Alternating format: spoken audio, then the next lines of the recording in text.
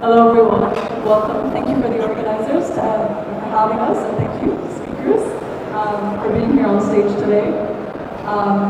Quick introduction, my name is Stephanie, I'm the events manager at Aerospace Accelerated and Meta. We support startups in aerospace and beyond to establish themselves in this industry. In the past 6 years now, we have supported over 40 companies in 12 different countries. Really thrilled to be here with our fellow speakers to talk about AI and satellite data. So, quick round of introductions, please. I'd love for the audience to get to know you guys a little bit. Atsushi, would you like to begin? Great. Thanks, Stephanie, and thanks everybody for this great opportunity. I'm very pleased to be here. My name is Atsushi Takara from Space Data based in Tokyo, Japan. I'm the Executive Vice President for the Global Strategy and Space Utilization. What our company does is to utilize satellite imagery and to develop and generate a very precise 3D model, what we call a digital twin. So I'm very looking forward to this session to discuss with people here. Thank you. Thank you so much. Thank you. Good afternoon. Yes, my name is Mark Dickinson. I'm the CTO at Neo Space Group. Neo Space Group was founded almost exactly a year ago now by the Saudi Sovereign Wealth Fund, the PIF, as the Saudi National Space Champion. We are focusing in SATCOM, Earth observation, PNT aspects. And before that, I spent a long career in Inmarsat and Viasat, so in the sort of traditional SATCOM space. But yeah, super pleased to be here. It's definitely great to be here as well. I'm Ned, the co-founder and CEO of LyraSense. We're a young startup based out of Munich, and we're bringing the disruptive agentic AI technology to the space sector. And the idea here is to empower users to leverage satellite data by making geospatial intelligence accessible and actionable for a wider audience.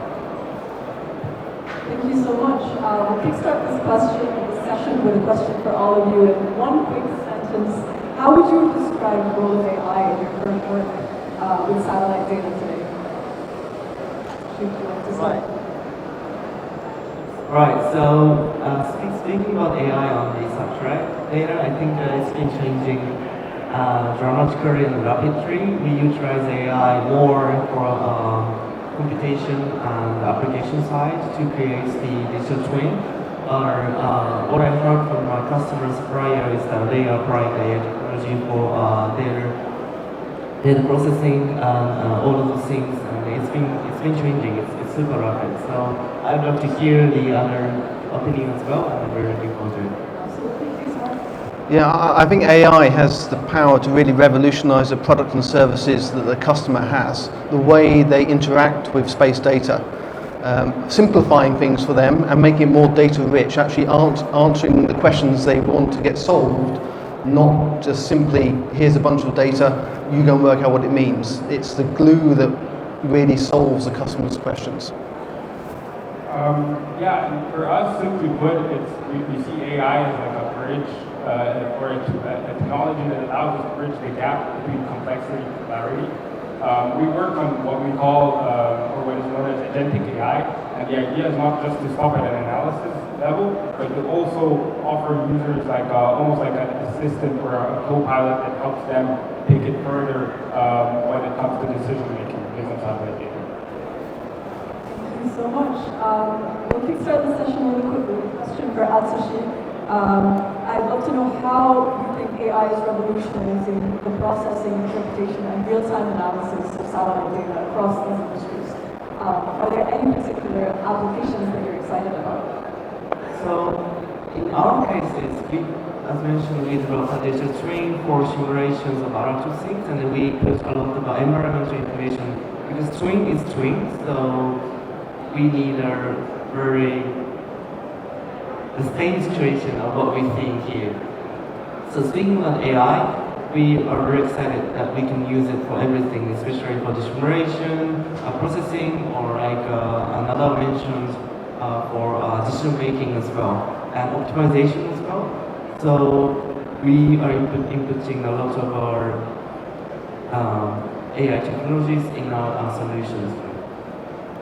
Thank you. And building on Atsushi's insights, how does VeraSense leverage agentic AI to transform how the users interact with and extract value from satellite data? So, yeah, over the past few years, we've been seeing quite a lot of developments when it comes to models. They're definitely more precise. AI is allowing us to tap into new applications that were just simply not possible before. Our core focus at VeraSense is literally empowering users. And what we're doing is we're not just focusing on the analysis aspect, but we're trying to bring this agentic AI component into it. Maybe just quickly, for those who are not very familiar with it, the idea of having agentic AI is kind of like almost like an autonomy layer that just runs on top. It's like not just allowing the AI to give you an answer, but you're giving it a means to act. And what that means for our users is they can simply now go from a very simple request, like, hey, I want to check how land cover changed over my city, to a fully deployable application without having to figure out what satellite data they need, where they need to get it from, and how to build the entire analysis platform. So it's opening up new possibilities in different sectors. Thank you. And on that note, can you tell us a little bit about what impact that has on democratizing its use across these different sectors? Definitely. If you think about it, for the past couple of years or even longer, accessing geospatial intelligence has always been somewhat limited to a selected few that have a specific level of expertise or organizations that have specific resources. So it was somewhat limited by design. What we're seeing now is that AI is almost like leveling the playing field. It's allowing smaller teams or even startups to tap into this wealth of information, and that results in way more innovative solutions in so many different fields. Thank you for that. Mark, this next question is for you. AI is a man-made tool at the end of the day, so it's inevitable that we're going to bring our own biases into that. So can you tell us about what the key risks are in data ownership, security, algorithm bias, in using AI for satellite analytics, and if there's any ways that we can mitigate them? Yeah, so the AI safety question, and obviously there's been techniques developed to be able to make AI safer, and some of these concepts are around ensuring that your training data is really robust and actually reflecting what the use cases are going to be put in, the queries are going to be put in against the AI. We've seen good practice regarding data segregation, making sure that data is used in an appropriate way. And regulators are stepping up in terms of giving guidelines in terms of how data should be used and protected, especially when you get into areas like law, like data protection law in the European Union, for example. It's very important that you can show that you protect data well. Things like biases in models are super important to be aware of, and to make sure that that training data bounds all the scope that you're going to need. So, and when it comes to space, the difference between space and terrestrial is there's no borders in space. So you can have regulators for individual countries, but there's no real regulator for AI in space. To put something in space, you need a launch license. So that means you go to your local launching state and say, I want to put this satellite in space. If you're making some transmissions, you need a frequency. So you go to the equivalent of the FCC. But apart from that, the satellite is going around the world, and it doesn't change behavior when it's over one country over another country. So one of the aspects I think will be for space in the future around AI, especially AI when it's on board doing processing, gathering data and making deterministic way of making determinations and conclusions about the data it has, is how we regulate that. Do we regulate it, and who's responsible for that regulation? Because it's unlike being inside one country. Nazir, would you like to add anything?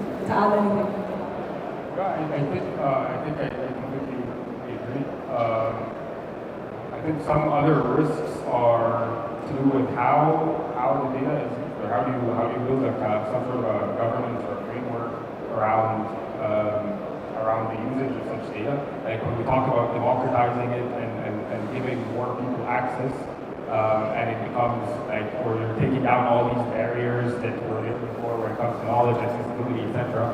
You're also opening up kind of like risks when it comes to who's gaining access to this data and what to build. And I think there's still some room to kind of like develop a proper governance around that. I think it's a point of concern. Absolutely. Asushi, would you like to? No. I think totally agree with you with these opinions as well. And one thing that I'm very concerning about it, AI is changing rapidly, of course, and then sometimes I think there is a stress for the people to not catch up with it. And then at that time, how we can judge if this data is correct or not, how the data is processed by the AI. So we have to be very careful how to use it. So I think that's the challenges also we face in the company as well. And you mentioned, AI changing very quickly, evolving very quickly. So, how is AI currently transforming the economics of satellite data from subscription models to tailored analytics? And are there any commercial opportunities that you see emerging? Mark, would you like to start? Yeah, so I think what we're seeing is the advent of AI on board spacecraft as well as the ground processing of that data. A lot can be done on board, and if you run a satellite constellation and it's doing observations, it can be quite bandwidth limiting in terms of how much data comes to the ground. If you can make informed decisions on board the spacecraft about what you transmit, when you transmit it, actually the utility of the spacecraft goes up hugely. It's not just simply a matter of taking an image and transmitting that image. It could be taking an image, comparing it to the previous image. Has anything changed? Yes, you transmit that change, and you can build insights up. And once you have a state model on one spacecraft, especially when you're in LEO, the spacecraft's moving overhead, and the next satellite comes along. If with inter-satellite links, if you can pass state information between satellites, then effectively, even you have a LEO constellation, you have a persistency, and you have a model that is continuously learning, even though it's passing the model from satellite to satellite. And I think that's really interesting concepts, because now you get like these permanent, like fixed positions in the fixed view from orbit, and being able to make informed decisions about when you take the next image, where you take it, what type of sensor you use. Do I transmit it to the ground? Do I pass it to the next satellite? It's that level of automation and intelligence and at the spacecraft level, which I think will really bring a huge amount of economic benefit from that. Normally a significant amount of money you spent to get something into orbit. Our company is a software company, so speaking about onboard computing on orbit, you cannot change the hardware once it's flying, right? So do you think the satellite LEO constellations, the cadence of launch is more getting bigger and bigger, so that you can have always latest hardware solutions that can process the latest capabilities of AI?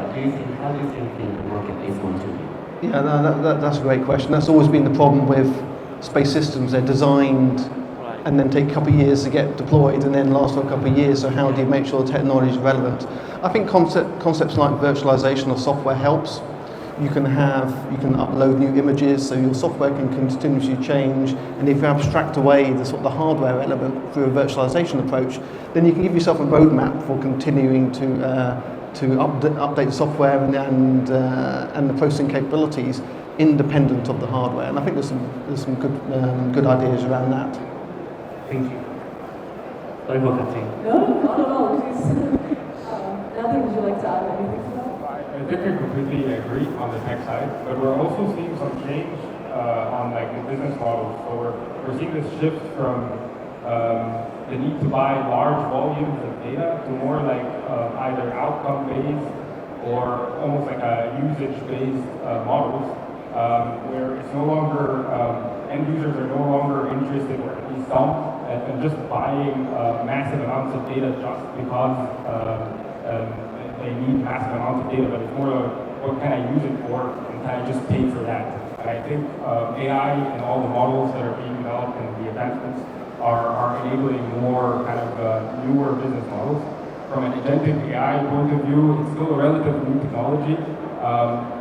Like for us, it's still somewhat more acceptable or easier for the end customers to see it as a subscription-based model. However, we see in the near future new business models like directly to other AI agents, for example, or where you can hire an AI agent that would do this task for a specific period of time. So we're very curious to see how the market develops there as well. Yeah, I'll just follow on to that. So from an NSG perspective, we got a SATCOMs vertical, an Earth observation vertical, and sort of an IoT vertical. And we're sort of we're developing a marketplace. As you said, the customers don't really care about the data. They're not buying megabits of data. They want actionable information from that data. And I think the way we're seeing that AI could really help in this situation is if you imagine you're a farmer, you don't particularly just want an image of your crop. What you want is information about what you should do with it. When should I irrigate it? When should I? And if you can combine sensor information, Earth observation data, along with maybe IoT data from sensors in the ground telling you what the soil moisture levels are like, and the question the user's asking is, tell me when I should water my crops. That's their question. They don't care about the actual readings of individual sensors or what the image looks like. And what the power AI can bring is actually fuse those type of sensor information together and really deliver sort of more actionable type of outcomes. Absolutely. Thank you so much for bringing that point. That's going to allow me to segue into my next question. So in what ways can AI-driven satellite insights support sustainable urban planning, agriculture, climate resilience? That's a hot topic, as it should be. I'd love to hear your thoughts on that. If you look at things like automated transport, this is going to be used. Typically, things like GPS does not give you enough accuracy by itself to know exactly where you are, and different types of sensors. If it snows, for example, the typical visual sensors that are feeding sensor information into the algorithms stop working, or they don't have the visual references. So what we're seeing is the ability to be able to fuse these multi-sensor type of systems where you have additional type of navigation type information coming into the model, as well as the visual representations and the radar information. And that can be satellite based. So we're looking at systems which can, things like GPS actually pretty easy to spoof and to jam. The power levels are super low. So from an autonomous driving perspective, we need satellite capability that can overcome some of these challenges we have at the moment, because this is a matter of, well, autonomous driving is life or death if we get it right or not. And being able to provide from a satellite perspective additional timing information, as well as SATCOM information. So you can, if the car develops a fault, you can report it back. And the intelligence in the actual car needs to be combined with the intelligence coming from the space systems. And the combined system is having to make very quick and smart decisions with the best sensor information it has. So I think across many verticals, and that's just autonomous driving, that's just one of the darling child AI type of verticals. There are many across that. Maybe I can add to that. So urban planning, we're also seeing quite a lot of requests and interest when it comes to identifying heat islands within cities, or how can you use satellite data that gives you to gain better insights when planning ahead. We're also seeing that from the side of insurance, where adoption is actually picking up right now, where they would want to have various simulations of risks, whether it's from flooding or other natural disasters, and how can they take that into account when making decisions. I think satellite data plays quite a critical role, and I definitely agree with these areas. Yeah, I agree.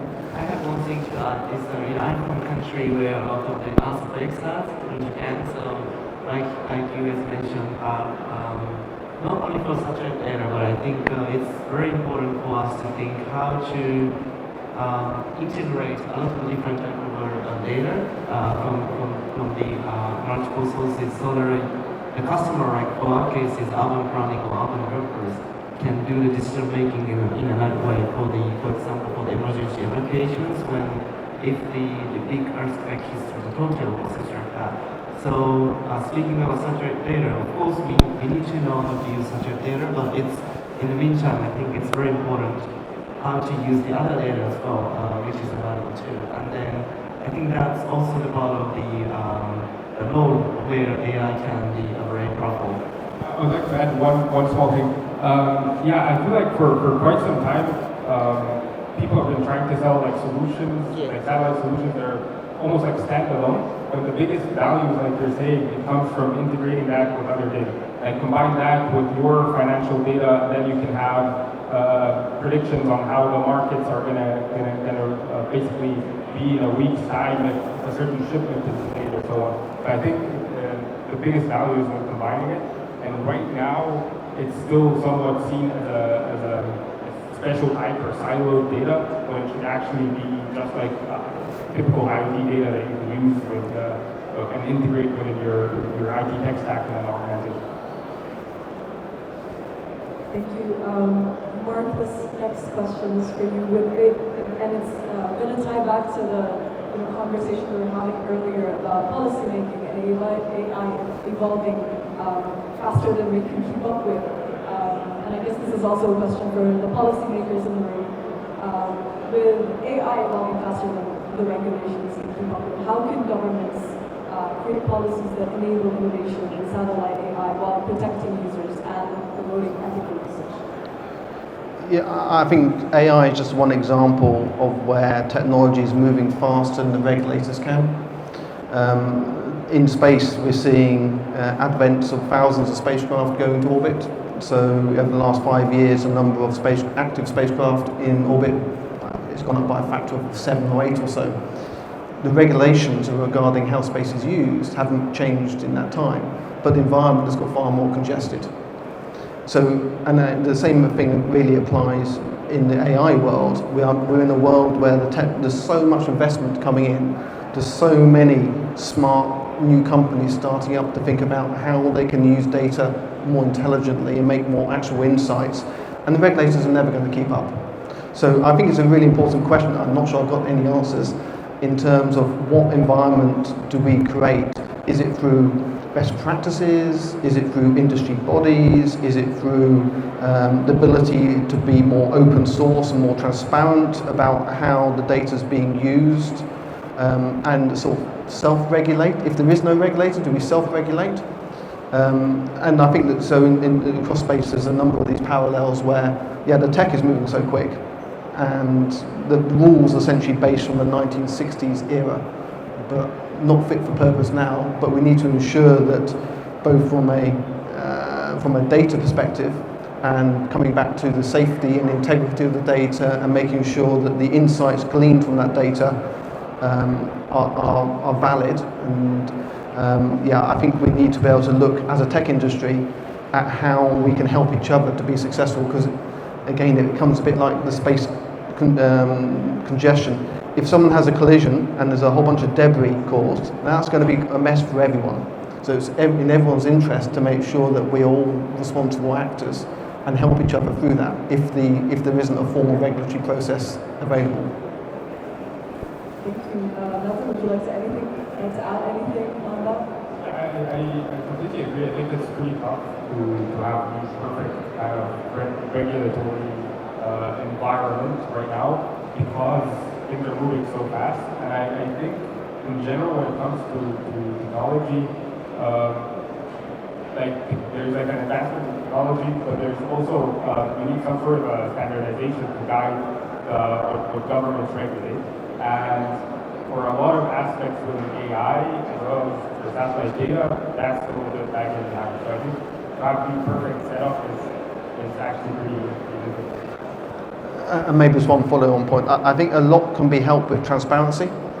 I think making things more obvious to external people how we're using data, what the outcomes are from that. And I think transparency builds trust, and from trust you get an environment where the need for very policy changing every 10 minutes to keep up with the latest technology isn't so needed, but you really need people to be open in terms of what they're doing and how they're doing that.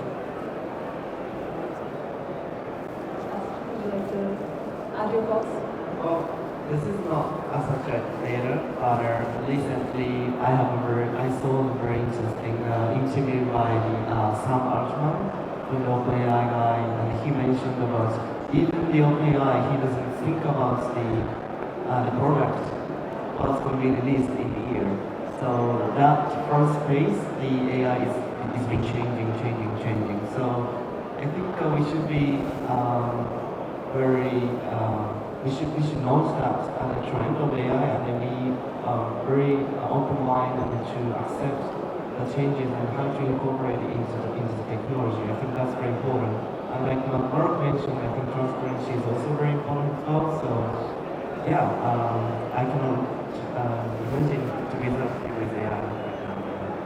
Thank you so much. It is a difficult question indeed, but we hear some keywords coming up again: collaboration, transparency, and I think that we can do a lot further together than we can apart. So hopefully we can see a lot more of that in the industry. So the next question is, you did mention collaboration, you mentioned working together on making sure the data is used correctly. A question for all three of you. How is AI democratizing access to space data, fostering conservation for emerging markets and startups, or at a time where startups more than ever before are being able to contribute to the industry? Please. I can start. Yeah, I think I briefly touched upon it. So, like a couple of years back, you needed to have an entire team that knows how to work with satellite data, your data engineers that know where to get it from, your developers or GIS experts and so on. But what we're seeing today is that there's more of a leveling of the playing field, and a lot more startups are able to enter the market. A lot of smaller teams are able to leverage this data, which is quite an interesting time because you see a lot of different models, a lot of different use cases that it's just hard to keep up. Like I don't know if when Sentinel-2 was launched, they had use cases in mind to do with coral bleaching or not. But we're seeing endless use cases even using the public open source data. So it's quite an interesting time. Yeah, I mentioned before that one of the things we're looking at within NSG is this marketplace concept.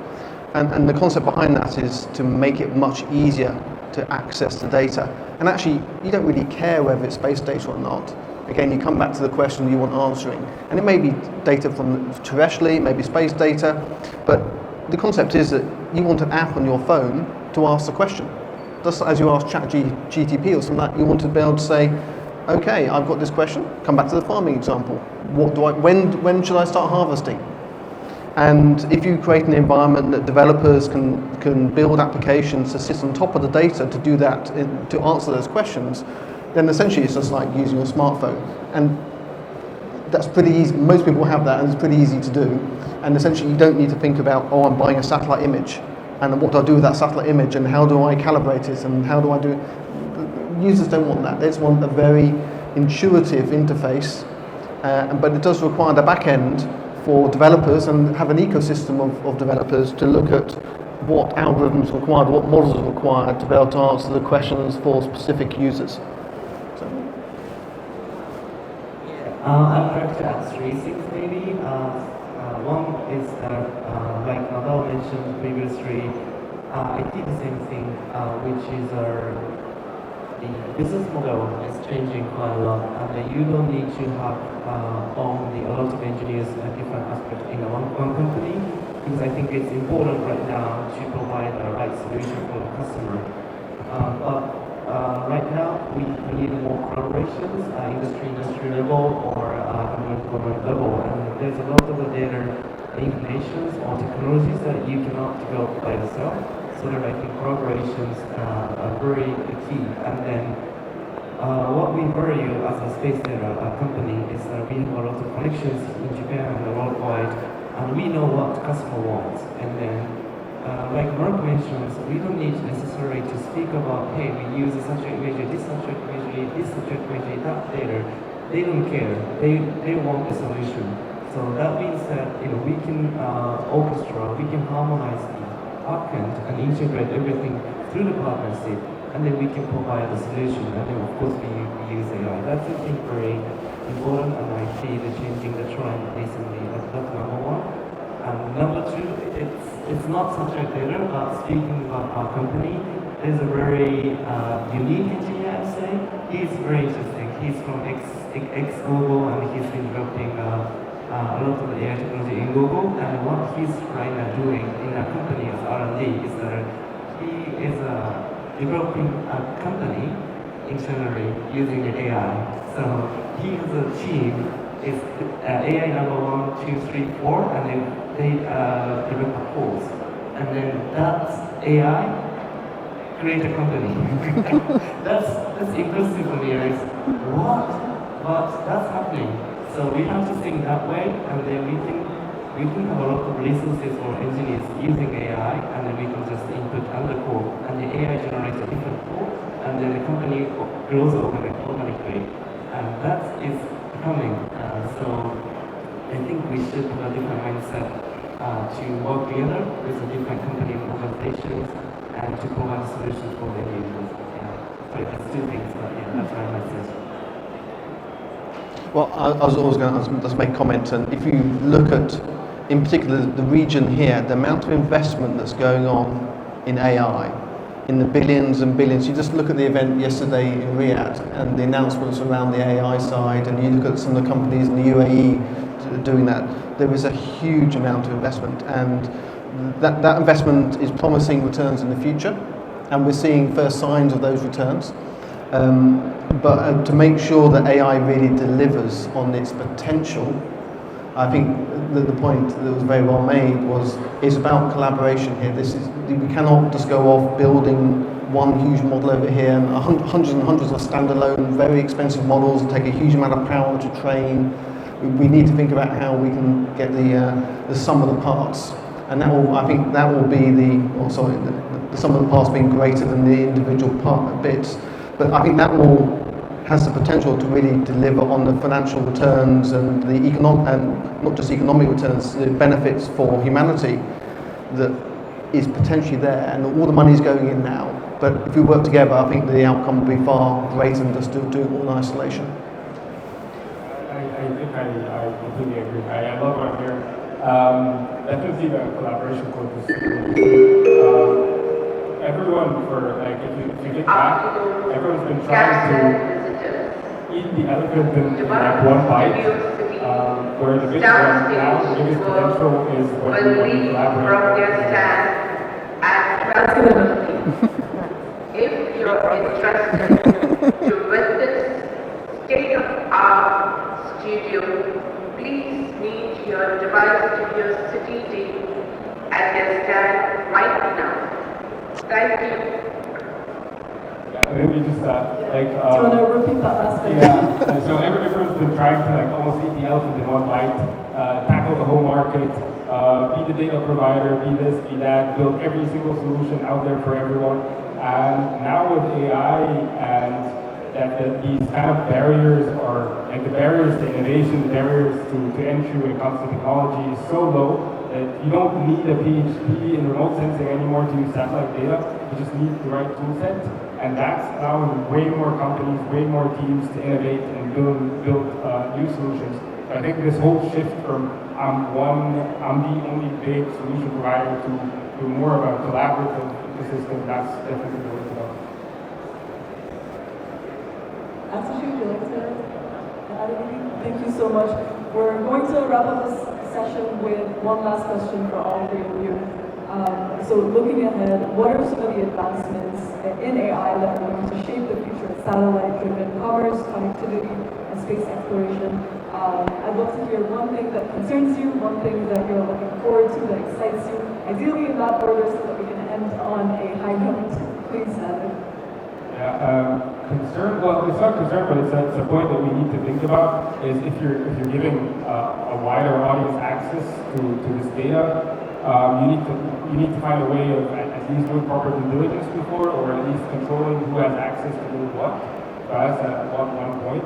What I'm really excited about is everything that's happening. I think Mark mentioned it when it comes to on-orbit processing or edge compute, and how AI can definitely allow us to actually open up new applications that are almost like in near real time. So I'm super excited about that. One concern is, well, to be realistic about but when we pose a question to an AI and we get an answer back, we shouldn't just take it as that's truth. We need, my concern is that we get into a mode that the output is always going to be right. We need the validation, and we shouldn't overlook the amount of effort that's required to make sure that we make the models which are truly robust. And when you do get a question, you know that it's 99% accurate and is actionable. So the thing that excites me is exactly the same as you. We've treated satellites as individual objects in the past. I see them more of a sort of system. They can work together more as a system. And in fact, interoperability between different systems. So do we have constellation A and constellation B? And then do we get this Me Too scenario where everyone has to build their own constellation? We just end up with hundreds of thousands of spacecraft in orbit, all being subutilized. But can we think about ways that we can actually make different architectures interoperable together? And from that, actually we need less things in orbit, more environmentally sustainable to get the same outcome.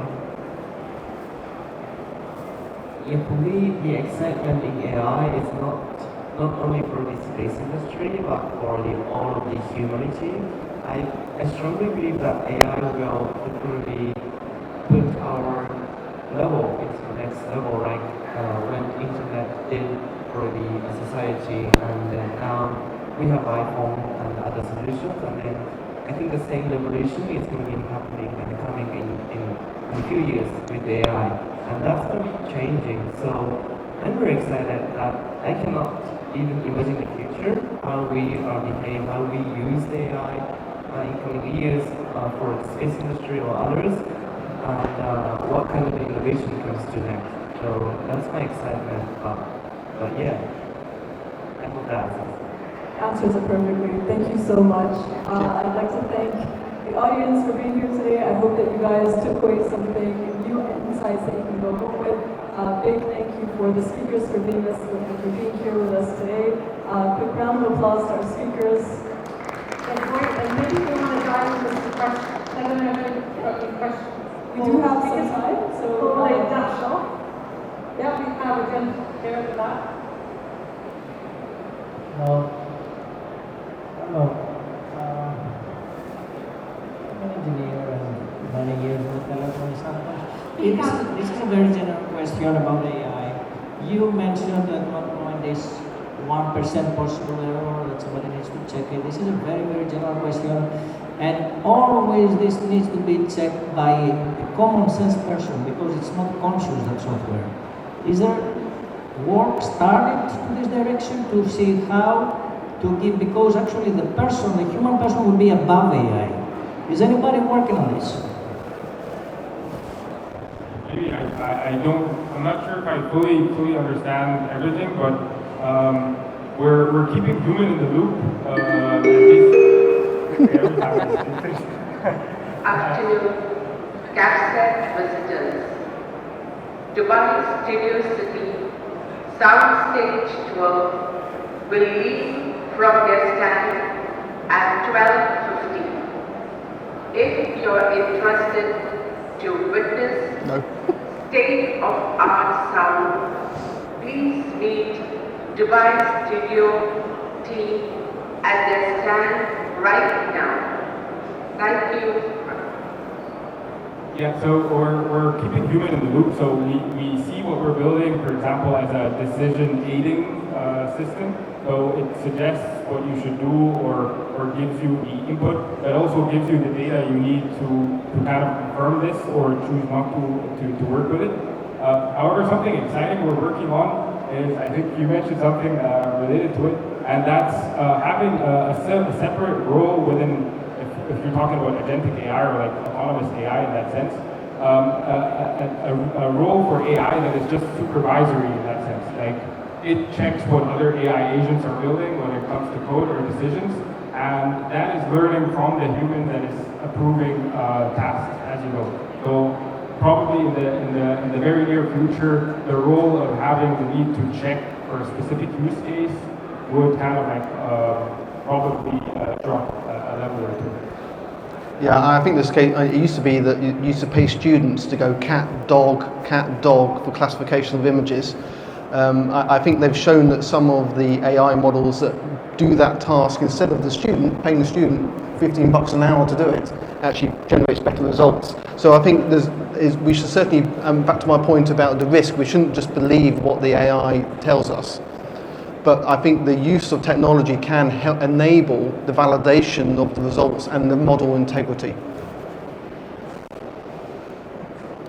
Well, I think my answer is same as these two, but it's same for the company case too. We have our different checkpoints that human does, so that's how we do. But the general AI will be replacing that role as well, so that's what we believe. It's I think very good question in how we believe the data and how we believe the AI's decisions. So that's I think controversial very much. Thank you so much. And another thank you to our speakers.